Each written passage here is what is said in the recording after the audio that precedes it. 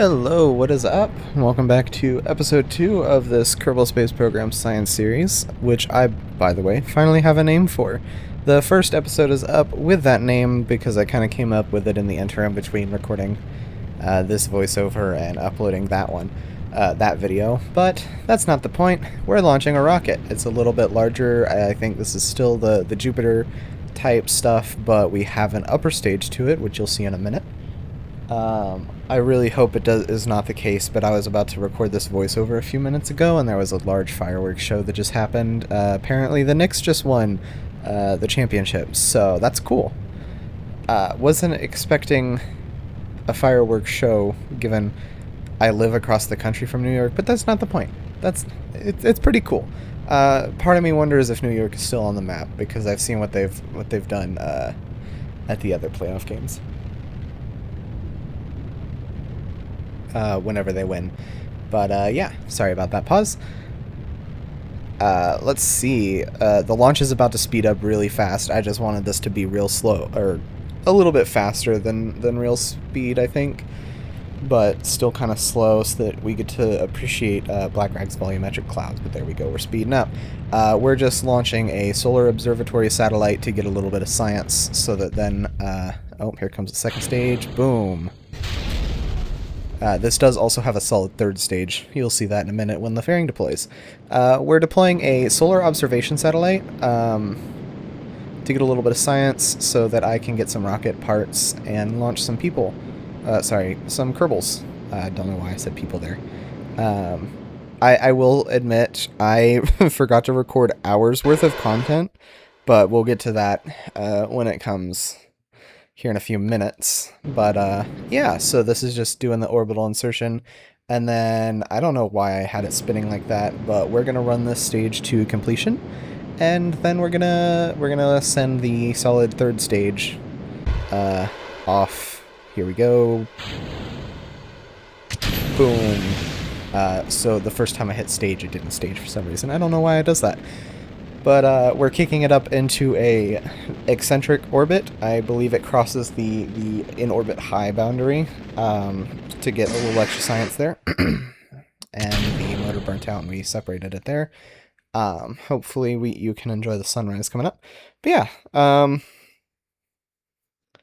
not too much to talk about with the spacecraft here. It's fairly simple. I thought it looked cool to have it spinning. But yeah, kicked it up into a bit of a high orbit. I meant to just like knock a bunch of episodes out one after another, and then I got really busy.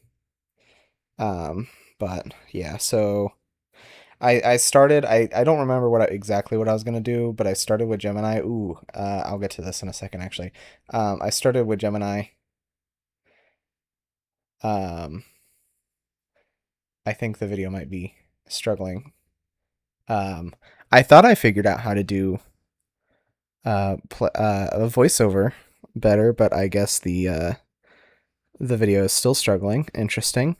But as you're gonna see here in a second, I'm gonna accidentally pick up the entire like science bays after spending, admittedly, way too much time setting up the science experiments, and I had to go take a spin. I think it just happened here.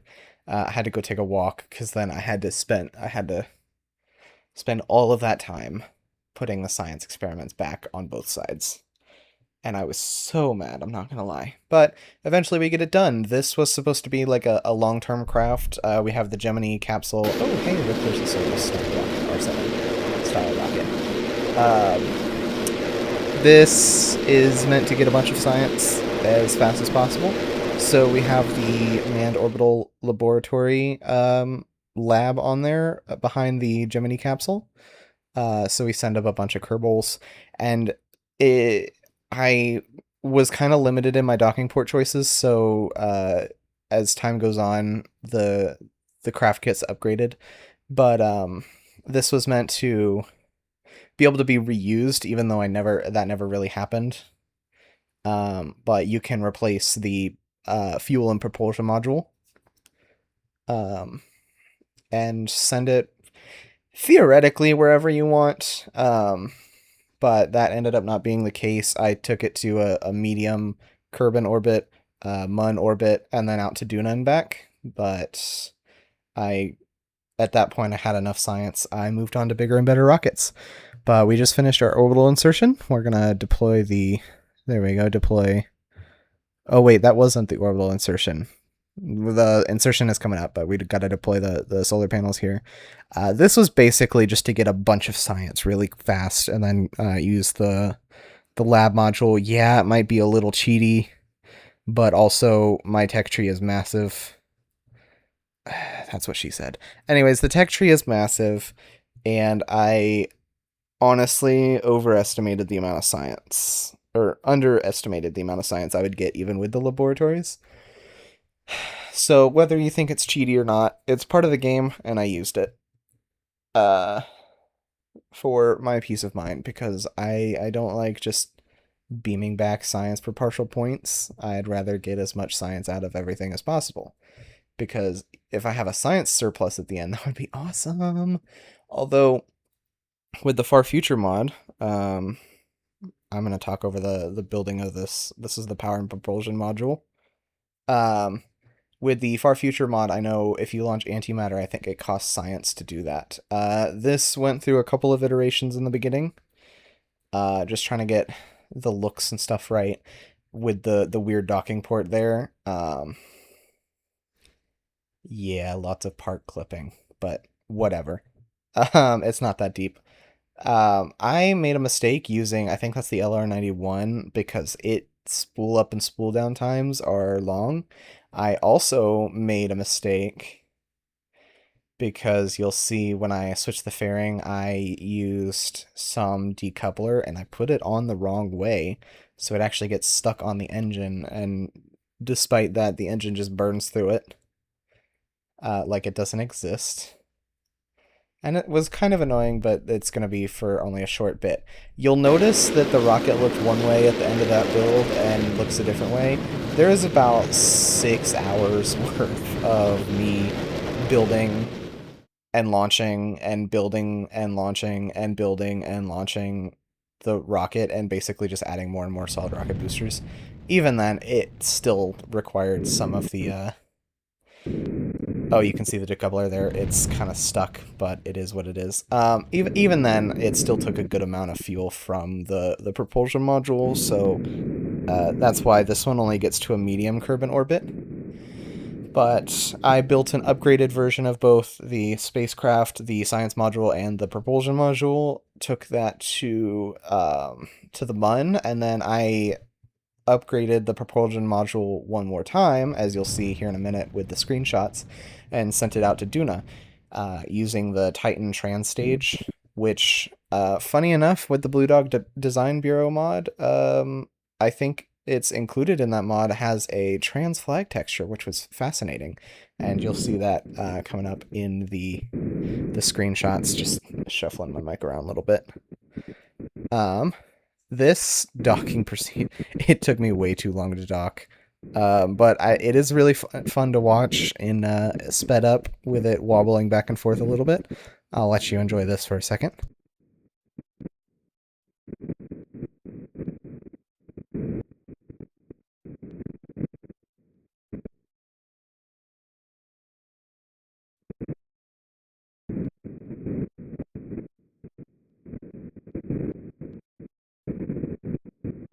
So as you see there, I kind of botched the first docking attempt, but here we go for the second one. And boop.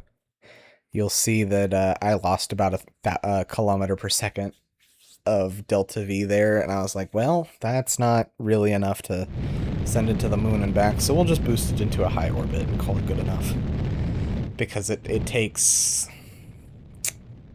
a little more than 1,000 meters per second to get to the moon, the Mun, in JNSQ, Je ne sais quoi, if you will. Fun fact, that's actually directly from the JNSQ. I think it was the KSP forum post for the mod, but I don't remember what it stands for. I guess I'll come back to that in the third episode. But yeah, I boosted it into a high orbit and tried to make it as perfectly circular as possible. I got close. Anyways, we are... What are we launching? I don't remember what this is. Hold on.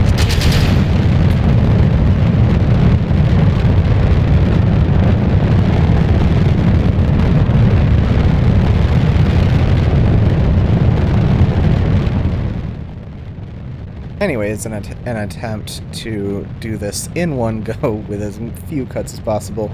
We are back. I don't remember what this is, but clearly I built a bigger rocket for it. Oh, I remember what this is. This is the upgraded propulsion module. I don't remember why I forgot to... I must have forgotten to record the actual science module being launched, but it's bigger. It has the trans stage as the propulsion thing. You can see the trans flag on there. That's what I was talking about, having the included texture. It also has a ring docking adapter because I felt that was more realistic than the little probe. Oh, the video is paused for me. Oops. I also had some issues docking this. I don't know why. But I just like kept bouncing off of it. I was desperately trying to use as little fuel as possible. I know I could have better designed the upper stage of that rocket to be able to do the docking with this. I think what the solution was is I just flipped it around. Yep, I just flip it around and then it seemed to have docked. Here we go. Yep, I turned it around and it docked like immediately first try, which was weird. I extended the forks to make sure it goes in right, but technically you don't need them on or opened. And there we go. Here we go. I took that one specifically to the moon, the Mun. Here's a cool little screenshot there for you. And then I built a whole other one with an upgraded propulsion section, which you will see here in just a couple of seconds. And I sent that all the way out to Duna, which is another included screenshot. But yeah, I don't know how I forgot to record all of this footage. Genuinely don't know how. But it happened. Oops. Yeah, this one is the upgraded trans stage. You can see Kerbin in the background. I basically just slapped two side boosters on, and it was a bit better for Delta V if I put engines on those too. So plenty of engine to go around. It was a very good, very quick and easy Duna transfer insertion. And then you'll see here in just a couple of seconds is me in front of Duna. I got plenty of science from this, unlocked a bunch of rocket parts, and you'll see that in an upcoming mission. Here was the flyby. I think this was on the inbound leg. Anyways, trying to think of other things to talk about. This episode does kind of end on a cliffhanger. I do apologize, but it was getting close to the 20-minute mark, and I figured if people even watch this video, hopefully it gets y'all to come back for the next one. I do apologize for the cliffhanger in advance. Anyways, I do know a launch is coming, and we have the Saturn V, so I'm going to let y'all just enjoy this for a second. It's going to be loud, by the way.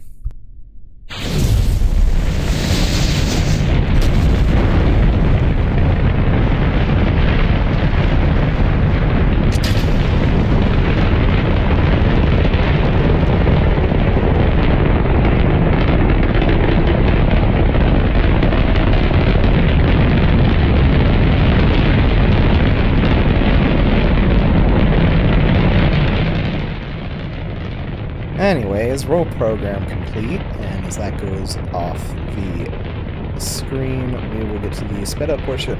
Anyways, the cool part of Je ne sais quoi is, I'm gonna say that too much, I like saying that, is that the scaled up version is a bit more balanced in terms of parts, and Blue Dog Design Bureau falls really well into that.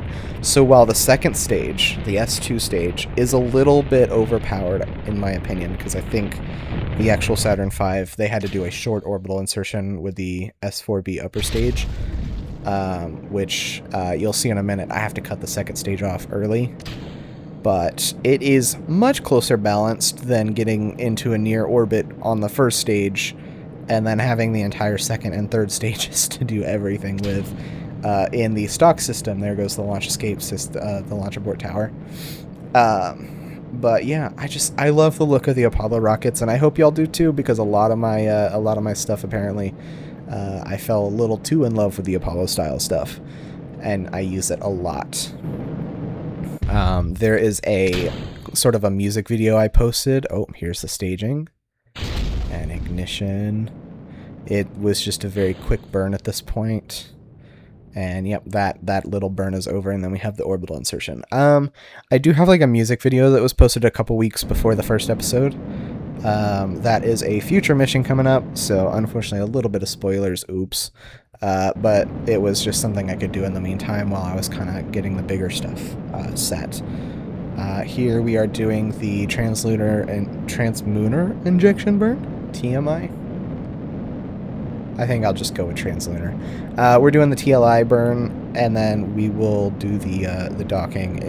The way I had MechJeb doing this was a bit of an accident. It starts warping immediately after the burn is done, but that's whatever. It doesn't matter. It didn't warp all the way to the moon, and that's all that that really counts, right? I think I had it set up to go on an immediate collision course so that the S4B slams into the moon, and then we just have to do a quick adjustment. Here we are doing the flip and dock for the LEM and CSM. There we go. We're going to extract that, kind of go off to the side and do a quick burn. I am really enjoying JNSQ because of the scaled up stuff. Even though it's not like a full real solar system, it may not be as impressive. I think it's fun. It's still kind of easy like stock KSP. It's got the charm, for the most part, of stock KSP, but it gives you a bit more of a challenge. I mean, it takes almost 5 kilometers per second of delta V, realistically, to get to a low Kerbin orbit, and then you just compound after that. So it's really fun. But I will say, if this were real life, this mission would have had the president at the time. Was it Johnson? Lyndon B. Johnson? I honestly can't remember. I think it was Lyndon B. Johnson. Would have had the bad speech, which you'll understand in a minute. But I do appreciate that the BDB parts are a lot more resilient. I did not use MechJeb for this landing. I don't know why. I thought I did, but it results in a funny bit coming up here in a second. But this will be our first extraterrestrial landing, and I wanted to make it look pretty, so I didn't have any of the information up. I really should have kept it up because I slam into the surface. We kind of tip over a bit. You can see we got a good bit of lateral velocity as well, and I just fired the engine real quick to try to make it softer, and then we flip over. If this were real life, I think that would have, the initial impact would have exploded the whole thing, but luckily it's Kerbal Space Program and it's not that deep. So I turned on the reaction wheels again, and then even that wasn't enough, so I had to retract the legs, and boom, we're up.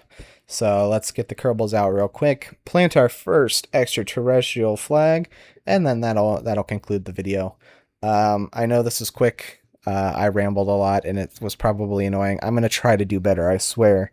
I will probably put more effort into voiceovers, and hopefully in the future the video pausing isn't a big issue. But yes, I think we have Ulrich Kerman, because I think Jeb was stuck in a highly eccentric orbit with one of the interplanetary vessels that you might have seen on the map. If I showed it, I honestly can't remember at this point, but if you saw highly eccentric orbit, that was the Duna mission, and I had to send up a rescue mission, and I'm pretty sure I recorded that, so you do have that to look forward to. Here we go. We're going to plant the flag real quick, and this pretty much concludes the video. So I hope you enjoyed. If you did, leave a like and subscribe. Wow, I butchered that. Leave a like and subscribe, and then come back for the next episode, hopefully on a couple of days. Doing our quick little surface experiments. But yeah, we will return the Kerbals home just after in the next episode. So, hope you enjoyed. Have a great night, day, whatever time it is. Enjoy.